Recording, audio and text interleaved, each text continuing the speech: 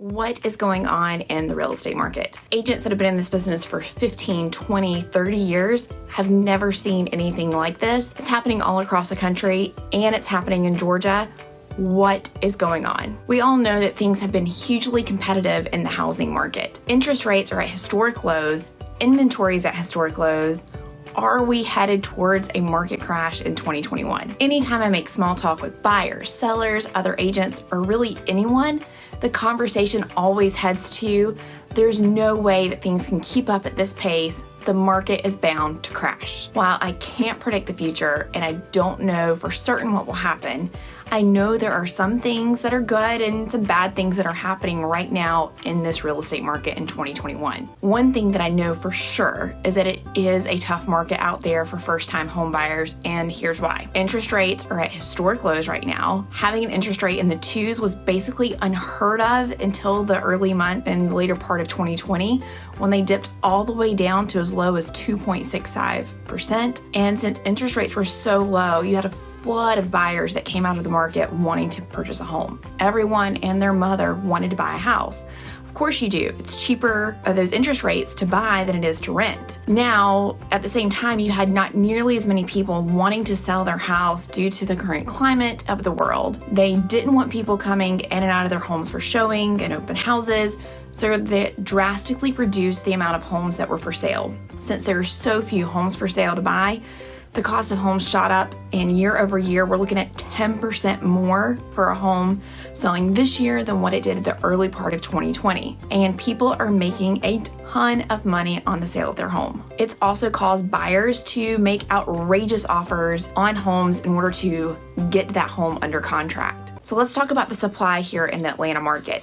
It is severely limited in our area. So typically we have a 3-month supply of inventory, and currently we're averaging about 2 weeks, only 2 weeks. That means if no more new buyers entered the market, it would take only 2 weeks to sell the current homes on the market. That is a drastic shortage of inventory, and it's created the perfect storm and has created some crazy seller scenarios. So let me tell you about some buyers that are recently helped. So we went out looking for a home in the metro Atlanta, Lawrenceville area, and they recently relocated from California. They rented for a year, and now they decided it was time to purchase their first home. The first weekend of homes that we went out and looked at, we put in an offer, and we were one of 19 offers. And that second weekend, we were one of 28 offers. Each time we wrote offers over asking price, and we did not win in that bidding war. How in the world do you compete against that? Buyers are having to get really creative and offer a lot on homes to get them under contract. What does that look like? What that means is that you have buyers that are offering $10,000, $20,000, $30,000 over the asking price of a home and waiving the appraisal contingency. So that means that the bank's only going to accept a loan amount of what the appraiser says that home is worth. When you waive that appraisal contingency, you as a buyer are saying, if my home appraises for $10,000 less, I'm going to bring an additional $10,000 to the closing table. People are doing this on offers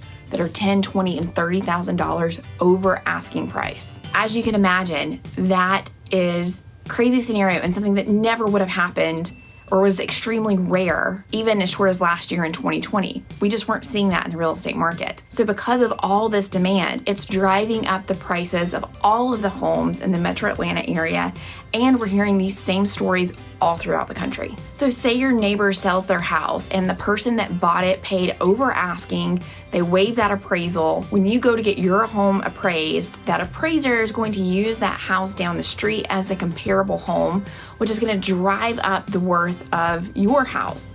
This is fantastic for sellers, but as a first-time home buyer and someone that doesn't have an extra $10,000, $20,000, or $30,000 available to go over asking and waive appraisals, it can be incredibly difficult to get your offer accepted than those that do have that.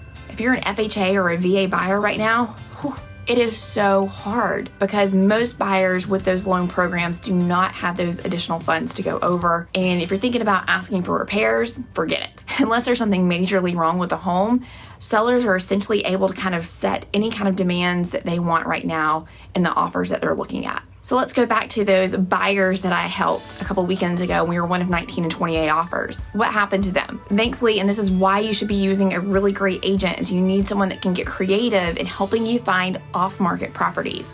Thankfully, we were able to get them under contract on an off-market property, which means that my buyers did not have to compete in a multiple offer situation. Now, did we have to come in with a really strong offer and something to incentivize those sellers not to go on the market? Of course. That is something that you need to be talking about with your real estate agent, is coming up with creative solutions and strategies of how to compete in this market if you are a buyer. So if you've driven anywhere around the Metro Atlanta area lately, you're gonna notice that there's a ton of new construction going on everywhere. There's tons of new neighborhoods, and you got single family homes that are being built, townhomes, apartments, everything. Practically every free piece of land is being developed by a builder wanting to build new construction. Typically, in a market like this, you have new construction that's going to absorb that demand from buyers. But new construction is in just as bad of a shape as resale market is right now here in the Atlanta area. Why is that? New construction kind of took a pause last year between the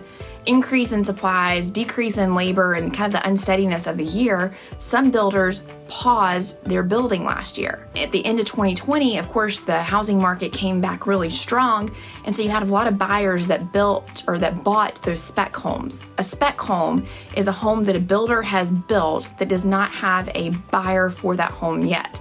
They're building it knowing that a buyer is going to come along and put that home under contract. That's great because you as a buyer, you don't have to wait for that home to be completely built. Usually they're a couple of months along, and you're only having to wait, 6 to 8 weeks to move into that new house. All of that spec inventory is gone. It got sold in 2020, and builders are really struggling to keep up with the demand.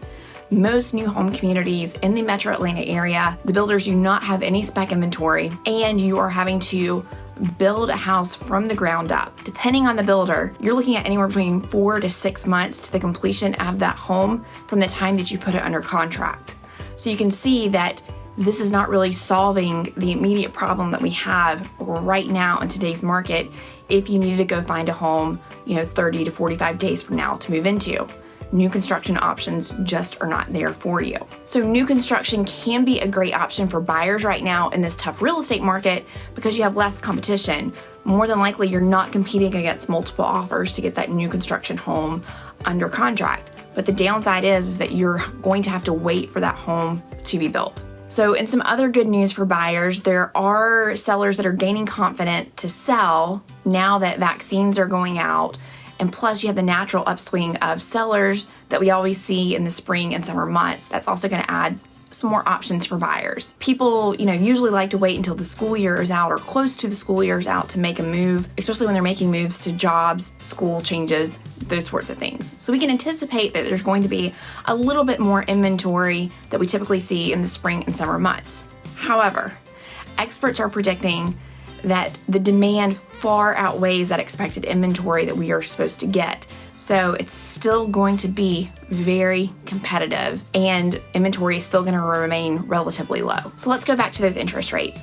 We've started to see the interest rates tick up the tiniest bit, but overall, they're still extremely low, especially when you look at where they normally sit. So don't let the tiny increase in interest rates be the reason that you sit out wanting to buy a home in this market or sell a home in this market. There's never been a better time to sell your home because the equity that you'll gain has never been higher than it is right now. If you've thought about downsizing, or you have multiple properties and want to sell and just be in one, or you're thinking about relocating, again, there's never been a better time to do that. Sellers have all the power right now. And like we talked about earlier, buyers are doing anything and everything they can to get into the home. So finding a buyer for your home is going to be a walk in the park. But then you might be asking, but Sarah, aren't I going to turn around and have that exact same problem that the buyers are having? I don't want to have to compete against all those offers. That is a very great point, and it is something that you're going to have to consider very, very strongly. Now, sellers, you are able to kind of set and demand anything you want right now in this market. So what that means for a lot of sellers that are wanting to make a move, you have control over that process. It's not uncommon right now for sellers to stipulate in their contracts that this offer is accepted contingent upon that seller being able to go out and find a home to purchase. It's also not uncommon to see a seller have an extended leaseback period after they've closed on the sale of their home. Sellers are getting 30, 60, 90 days in their house in order to allow them to go out and find a home to purchase after the close of their home. And here in Georgia, we also have a fantastic program that allows you as a seller to purchase your next home before you even sell your current home.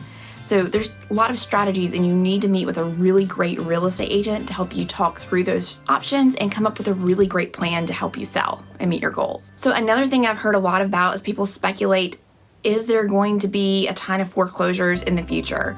And I've had some buyers talk to me about how they're going to sit it out and wait, and they're just going to wait till this market crashes and they're going to pick up a foreclosure home. This is not how it was in 2007.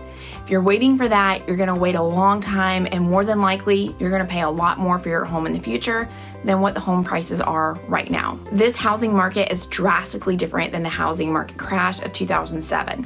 Many people who have been struggling over the past year to make ends meet due to job loss have gotten a forbearance on their mortgage. And so a forbearance is basically a pause on your mortgage. You obviously still have to make those payments later on, and the bank's just not gonna forgive that. So this is something right now that is allowing people to stay in their homes, where in the past they may have been foreclosed on, and most of the homeowners that were in forbearance are now in modified loans. Additionally, unlike the market crash of 2007, homeowners today have a tremendous amount of equity in their homes. If they're truly in trouble, these homeowners, they're selling their house and they're going and renting, and they're selling their homes for record prices. Most industry experts are not predicting a surge of foreclosures, so that's not really something that I would count on. And if you're wanting to purchase a home, that's not really going to be an option for you in the future, according to industry experts. So obviously, no one knows what the future holds, but we can gauge some movements based on current numbers and events. And based on all the info that we've talked about, I do think the market is going to stay very hot, and the prices of homes in the metro Atlanta area are expected to continue to increase throughout this year and next year. We're not anticipating any dip in the market, at least not anytime soon. We're also not anticipating a huge of foreclosures that's going to change anything either. Now, I do think that maybe home prices may start to let up, or at least the rapid increase in growth that they've experienced will let up as we see more supply come on the market and as we see a slight rise in interest rate. One thing is for sure, whatever market you are in across the country, you need a really great real estate agent. Now is not the time to use your friend that just got licensed last year or this year. You need someone that really knows the ins and outs of this market so that you can get the very best advice and put together a really great strategy to help you win in today's market, whether you're a buyer or a seller. I know a ton of really great agents across the country. So if you're looking outside of Georgia, outside the metro Atlanta area, wherever you're at in the country, leave me a note, send me a message, text message, Facebook stalk me, however you want to get in contact with me. I would love to connect you with a really great real estate agent. And if you're looking for one in the metro Atlanta area, that's me.